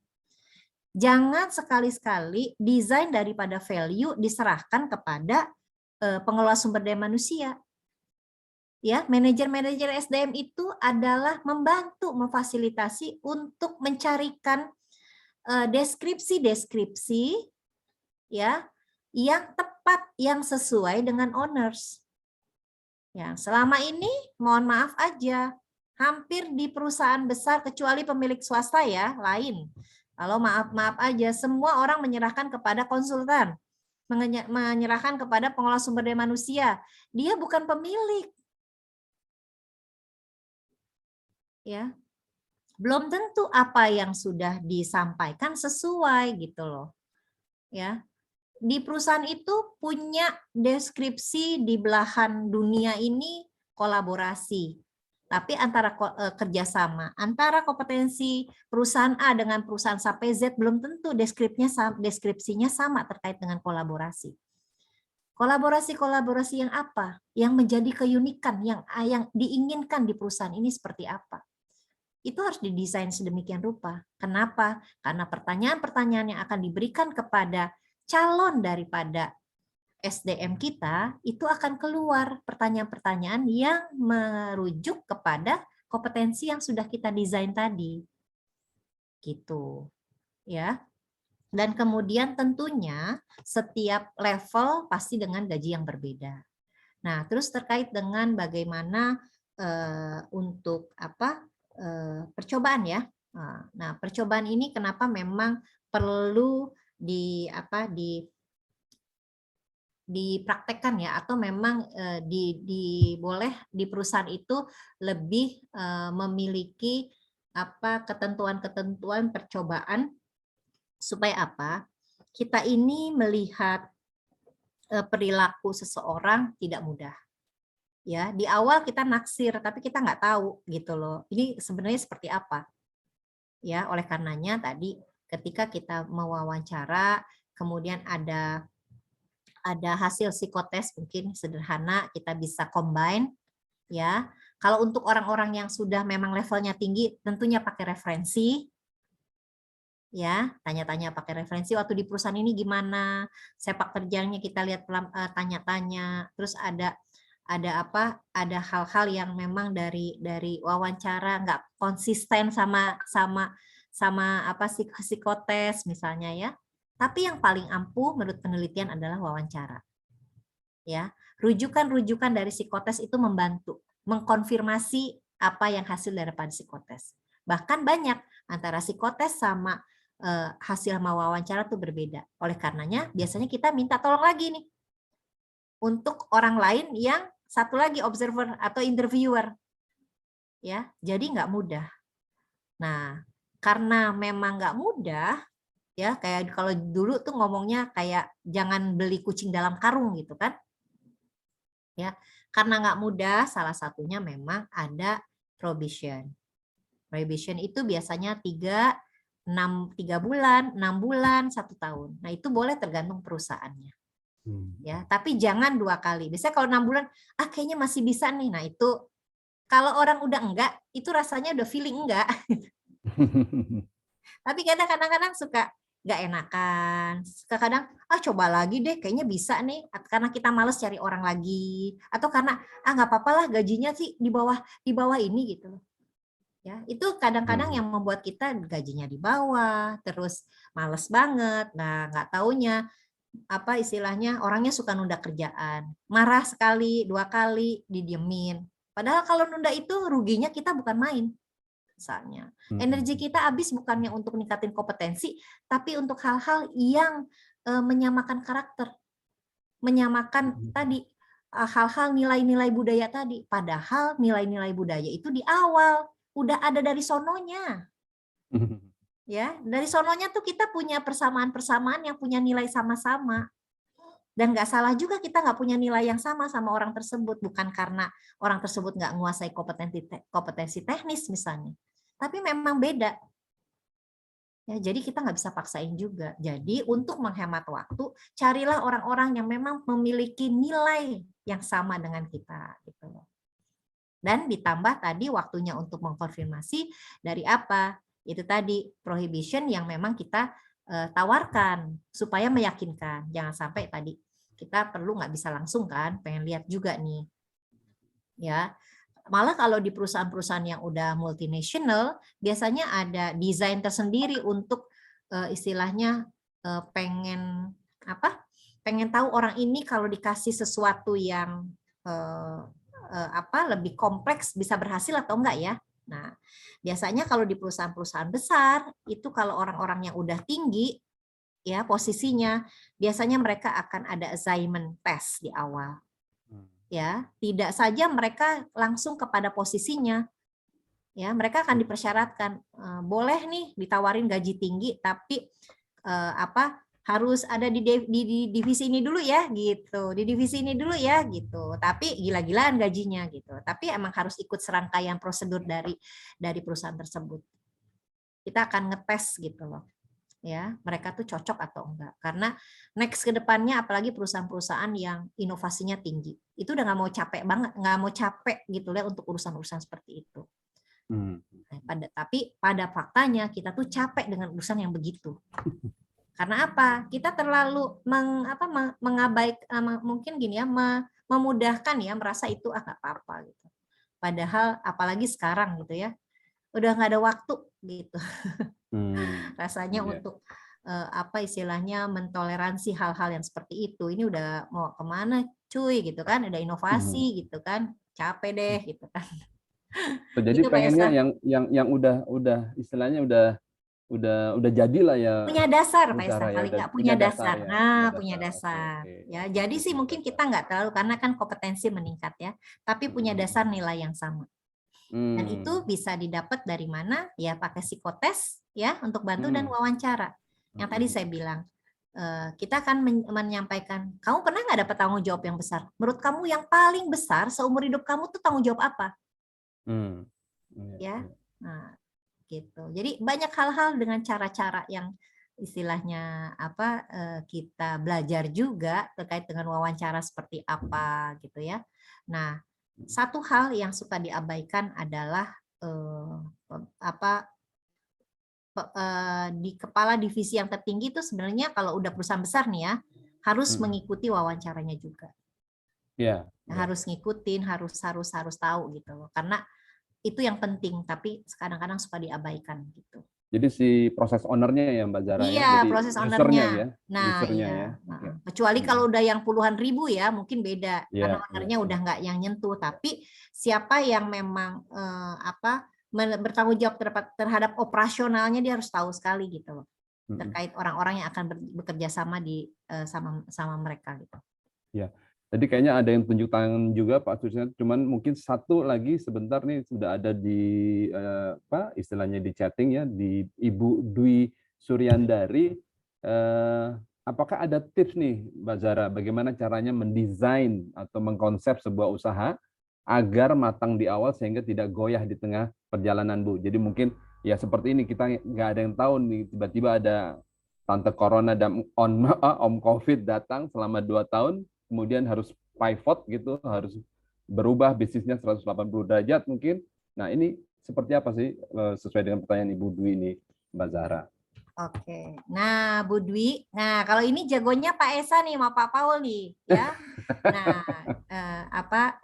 dari Pak Paul nih banyak banget, dan Pak Esa kemarin kalau Bu Dwi mengikuti nih beberapa kali pertemuan, nah beliau-beliau ini istilahnya salah satu atau dua-duanya ya pakar yang memang termasuk menyampaikan bahwa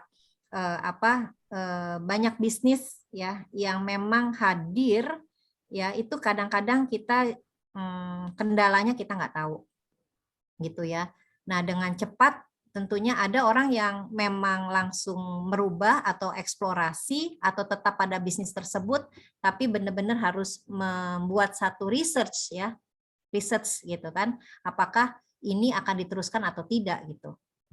Ya, yang ini pengalaman saya membaca, pengalaman saya juga mendengar ya, tapi nanti bisa Pak Paul tambahkan, Pak Esa tambahkan ya Pak Esa ya terhadap ini.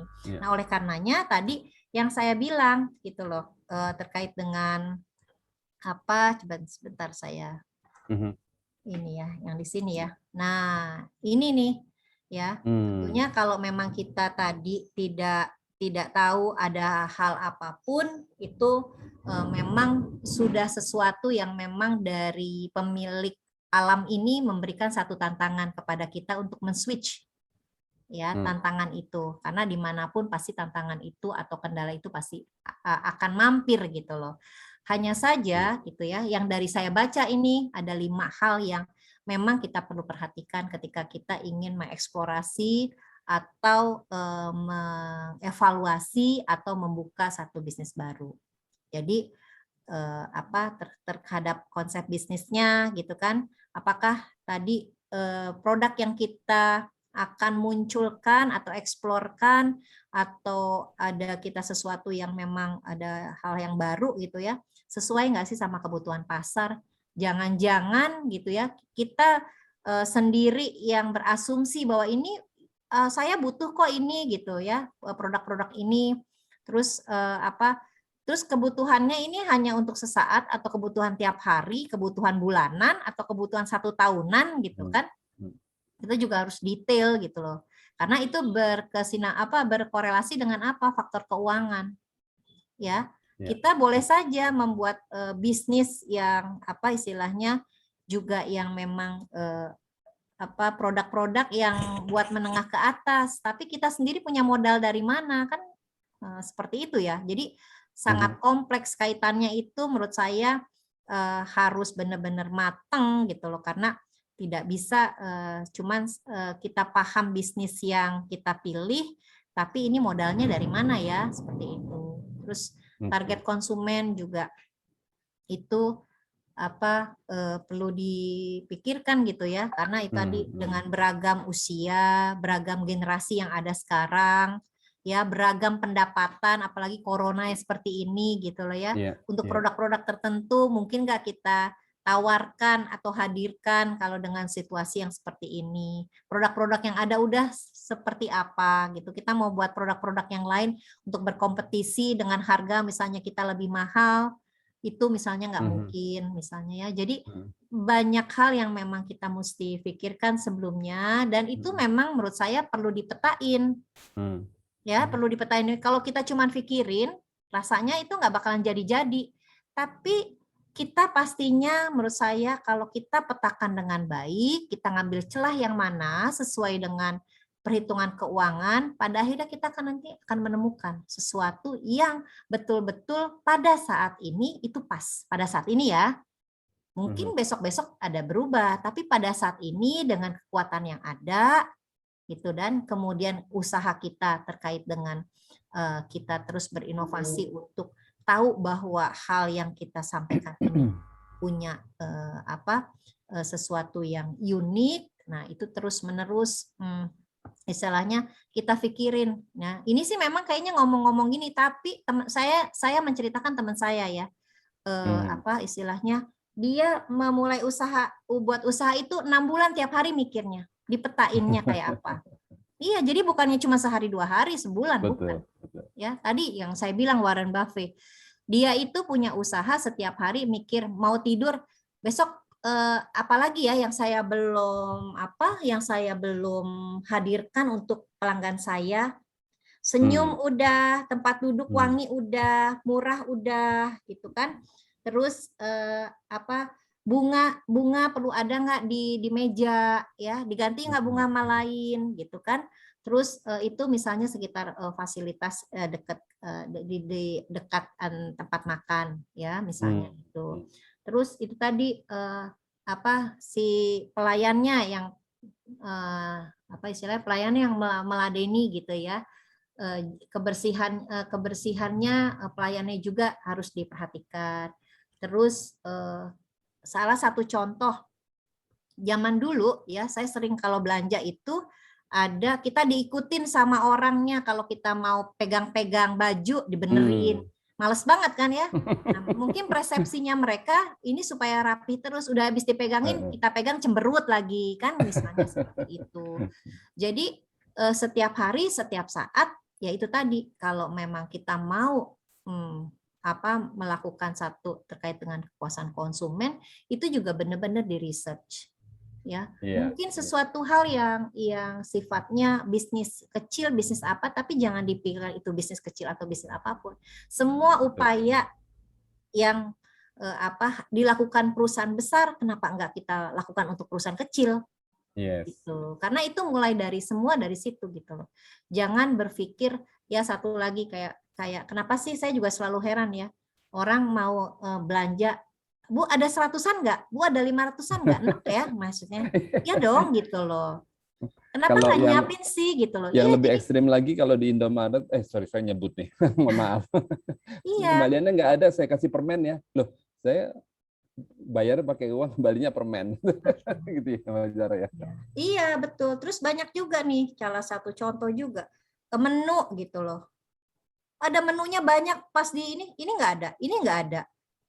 Maksudnya apa sih gitu kan kita. Jadi PHP. Iya, PHP. Jadi maksud saya dari kita bisa setelah menetapkan satu bisnis, ya semua yang 5 ini ya perlu benar diupayakan dengan baik gitu loh. Karena ini yang dituntut ya. Kenapa saya bilang dituntut? Ini modal saya dari mana-mana, saya dengerin YouTube ya. Kemudian saya bukan pembisnis yang bagus, tapi paling enggak ini kita belajar sama-sama. Saya juga belajar sama-sama nih. Oh iya ya begini gitu rasanya, kita nggak enak gitu kalau dikit-dikit terus kita komplain gitu ya kepada orang yang jual dan lain-lainnya. Jadi nah untuk bagaimana kita bisa bertahan, kita nih semakin hari semakin ke depan kita tuh nggak tahu ada apa yang akan kita hadapi gitu ya.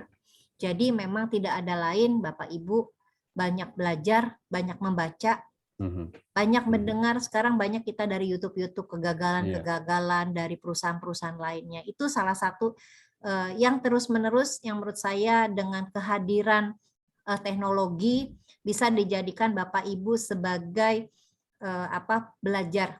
Ya, jadi kan belajar bukan dari mana aja. Cuman hal itu menurut saya membuat kemudahan untuk kita agar kita terus aware gitu loh. Apa yang ada di lingkungan kita, di depan kita seperti apa.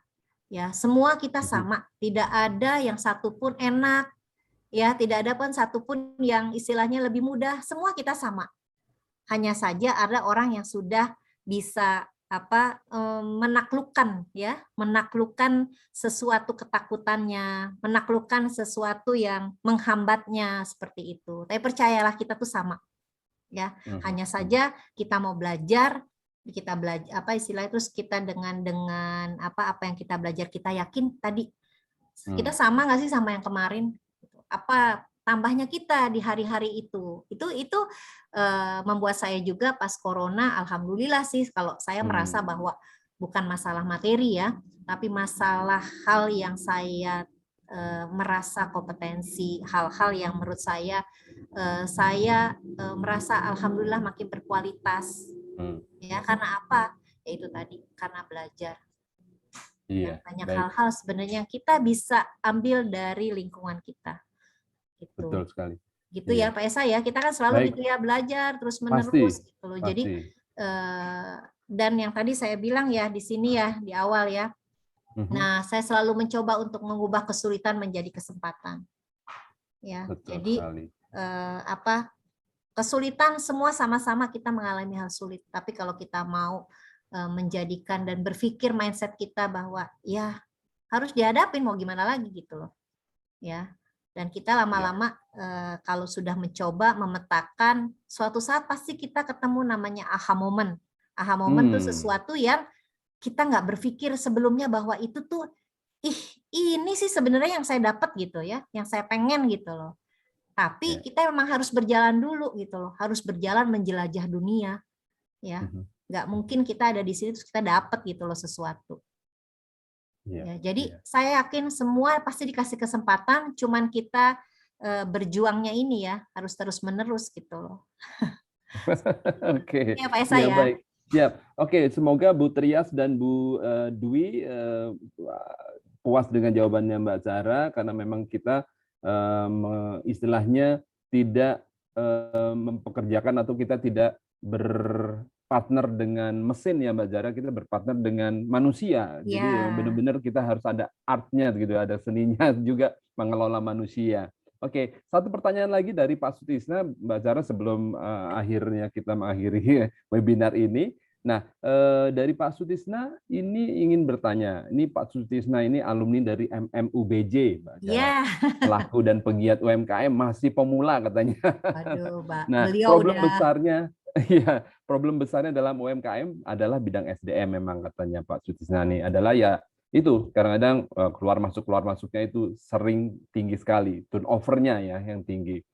Karena juga mungkin karena salary ya yang tidak mengikuti UMK atau UMR ya. Nah, bagaimana nih Mbak Zahra menumbuhkan rasa bangga atau pride dengan loyalitas tim kita ini nantinya Mbak Zahra? Kira-kira apa sih kuncinya nih atau tips-tipsnya gitu kira-kira? Monggo Mbak Zahra. Iya.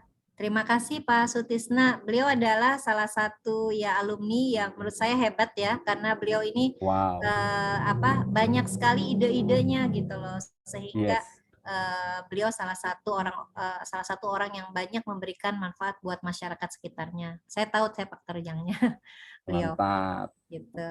Baik Pak Esa, Pak Sutisna, sepanjang saya tahu ya bahwa kesulitan UMKM memang gitu, salah satunya ya dengan usaha yang masih istilahnya pemula gitu, masih nggak terlalu besar, agak sulit mencari orang dengan gaji yang diharapkan nama orang tersebut ya. Nah, kan kita tapi tidak melulu dengan memberikan gaji gitu kan ya. Memang kita di awal harus transparan gitu loh, dengan usaha yang seperti ini gitu kan, kita tidak memberikan gaji sesuai atau memang dengan standar yang semestinya ya. Nah, memang satu transparan harus disampaikan. Terus kita juga nggak bisa memberikan mengharapkan ekspektasi yang tinggi gitu loh, karena kita juga tidak memberikan sesuatu yang memang seharusnya. Ya, namun demikian kita bisa mencari orang-orang yang memang mau bekerja keras di kita, misalnya ya setingkat SMA dan lain-lain misalnya, dan orang-orang yang mau belajar. Ya, tentunya tadi dengan transparansi tadi, dengan strategi model misalnya ketika nanti ada kelebihan uang dan lain-lain, kita bisa memberikan bonus misalnya. Ya, tapi semua harus transparan. Tadi saya bilang untuk generasi sekarang adalah generasi yang selalu ingin mengalami satu experiences. Experiences itu bukan karena uang, tapi kalau kejujuran, ya sama-sama disampaikan bahwa kita memang di setingkat ini dengan bekerja yang seperti ini, kita hanya bisa menyediakan benefit yang seperti A. Namun demikian ketika kita memang ada untung, kita bisa memberikan tambahan, itu pun dihitung sesuai dengan kinerja. Nah, kinerja apa saja yang akan menghasilkan ini ditambah 10%, ini ditambah 15%, ini 20%, gitu ya. Itu yang perlu didesain. Ya, yang perlu didesain gitu loh. Nah, kita tentunya ketika kita menawarkan, pada akhirnya karena memang itu di bawah UMR, jadi bukan seperti pegawai ya, padahal namanya ya honorer misalnya seperti itu. Ya, tentunya kita akan tawarkan kepada orang-orang yang memang pada saat sekarang ini yang mereka sekarang misalnya tidak seperti teman-teman yang lainnya yang sudah siap bekerja, ya tentunya orang-orang yang memang istilahnya sedang mencari pekerjaan tapi kompetensinya terbatas, ya. Nah, tadi saya bilang kalau kompetensi teknis kita bisa sambil kita kasih training dan lain-lainnya, ya. Nah, tapi tadi yang di-highlight adalah integritas sama responsibilitas. Ya, sama ya tadi tawarin dalam setahun ini Anda memang begini, tapi Anda akan saya tawarkan mendapatkan sejumlah training. Ya, tambahannya. Tapi kan dijaga human experience-nya. Nah, sepanjang kita memiliki strategi-strategi pembinaan, pengembangan, dan itu dirasakan mereka bermanfaat, ya, saya rasa mereka akan memiliki tadi human experience-nya bertumbuh sehingga mereka bisa tetap di situ sampai memang istilahnya sampai waktu yang menurut mereka sekarang mereka harus melakukan eksplorasi misalnya di tempat lain, ya. Itu nggak salah kita juga. Gitu. Jadi jangan juga menjadi sesuatu ukuran bahwa perusahaan ini karena sudah orang banyak keluar masuk itu gagal ataupun tidak. Bukan menjadi patokan gitu loh. Karena memang kita ini perusahaannya masih sebatas ini. Tapi kita sudah melakukan hal-hal yang optimal untuk SDM itu menjadi SDM yang berkualitas. Ada nggak keinginan kita untuk tetap menjadikan mereka meskipun terbatas menjadi SDM berkualitas? Kita bukan mengejar pada saat sekarang, tapi mengejar pada saat once dia nanti di mana, dia akan ingat bahwa dia menjadi sesuatu itu karena dia diawali dengan bekerja di mana. Gitu. Jadi jangan pandang, jangan pandang kita ini istilahnya keluar masuk banyak begini terus kita gagal, bukan menurut saya. Ya, karena memang kebutuhan orang kan bereksplorasi. Tapi once ketika bekerja di kita, dia dapat itu nggak, pengalaman itu nggak, ya, dengan transparan. Kemudian kita memang dengan seadanya begitu, tapi kita memang tetap berusaha untuk menjadikan mereka terbaik.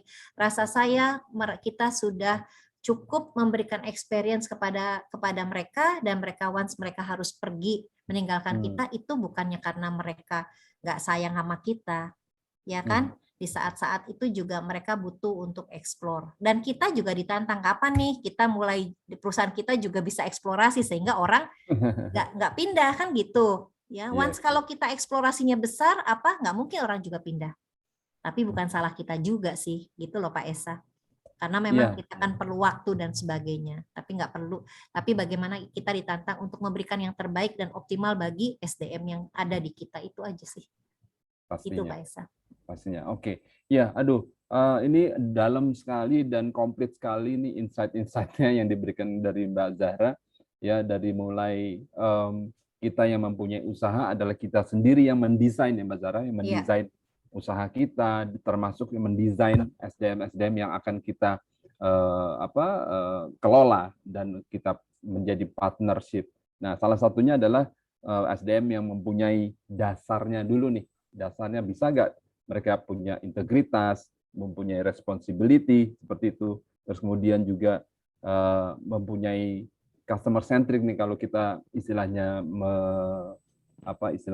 mengambil atau meminjam istilahnya Pak Pol nih, yang mempunyai customer centric seperti Warren Buffett tadi Mbak Zahra ya, selalu bangun tidur memikirkan apa yang belum saya lakukan untuk customer.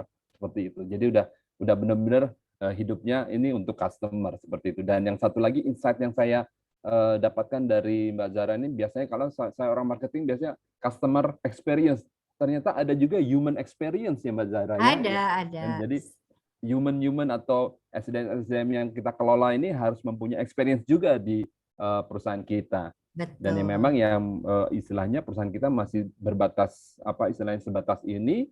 Kalaupun harusnya terus kemudian kita harus berpisah dengan mereka, kita harus rilis mereka dan mereka juga bisa bereksplor lagi. Nah ini insight lagi, mengeksplor di tempat lain lagi yang kira-kira mungkin nggak ada masalah. Betul, nggak ada masalah, tapi pasti ada satu yang diambil oleh mereka pada saat mereka ada di usaha kita, apa yang tidak didapatkan dari tempat yang lain. Begitu Mbak Zara kira-kira ya? Iya, betul. Aduh, benar-benar 1,5 jam ini rasanya nggak cukup nih kalau bicara tentang SDM untuk apalagi untuk UMKM startup ya, supaya bisa berkompetensi atau istilahnya bisa naik kelas dan juga bisa berkolaborasi dengan perusahaan-perusahaan besar gitu, swasta yang lain gitu. Iya. Nah, kira-kira kita sampai jam berapa nih Mbak Eka ya? Sudah 10. Sudah habis ya? Iya, Pak. Oh, ada Bu Kapri di sini ternyata. Mungkin yang menutup Bu Kapri lagi nih. Saya pikir Bu Kapri menghilang kemana ya? Tiba-tiba kok saya jadi. Oke, kali gitu saya kembalikan lagi ke Bu Kapri deh kalau gitu. Oke, terima Bu kasih Kapri. Pak Esa, terima kasih Dr. Zara. Rasanya memang selalu kurang ya kalau bertemu dengan para narasumber dari PSSDM. Dan kita berharap di tahun depan kita bisa mendapat dukungan dari Jamkrindo dan juga bisa bertemu lagi dengan teman-teman dalam acara seri-seri yang lain untuk UMKM. Sebelum kita bubar, bagaimana kalau kita buka dulu videonya supaya bisa diabadikan oleh Mbak Eka. Ini ada Bu Trias, terima kasih atas supportnya yang selalu mendukung acara-acara kami. Ini ada teman-teman mahasiswa dari ITI ya. Dari Trisakti, Masya Allah. Terima kasih atas kehadirannya, semoga berkah. Oke, teman-teman yang ingin menyalakan video, kita akan abadikan. Kamera. Oke. Baik, Kak, silahkan. Ya, baik Bu. Ada 2 halaman. Saya akan foto halaman pertama dulu ya Bu ya. 1, 2, 3. Baik, sebentar. 1 lagi. Oh, ada Pak Pol ini ya. Pak Pol, apa kabar? Lagi di mana itu Pak Pol? Iya, kehormatan nih Pak Pol ikut.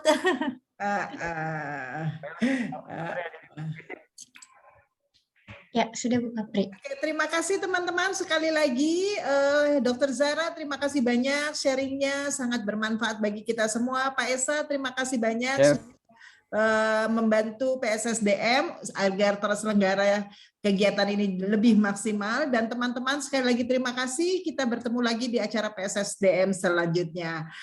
Untuk yang tidak bisa sempat melihat, silahkan terus subscribe YouTube-nya PSSDM sehingga terus terupdate dengan acara-acara kami. Terima kasih. Wassalamualaikum warahmatullahi wabarakatuh. Terima kasih Lok D, Terima kasih semuanya.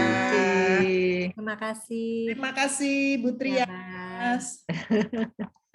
Saya izin live. Izin live ya. Thank you.